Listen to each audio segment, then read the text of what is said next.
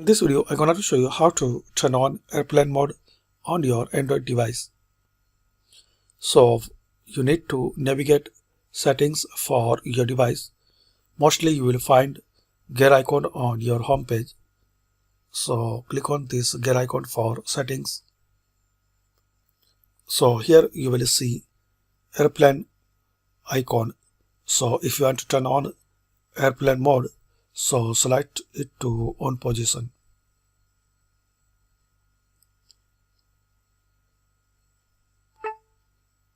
So now airplane mode is turned on, and also you will see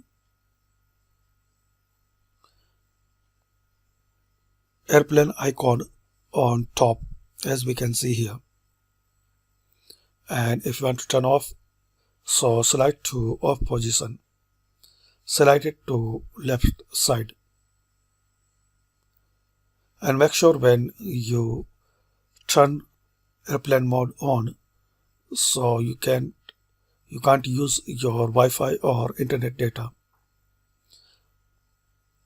So that's it, friends. By this quick method we can know how to turn on and turn off airplane mode on Android device. Thanks for watching.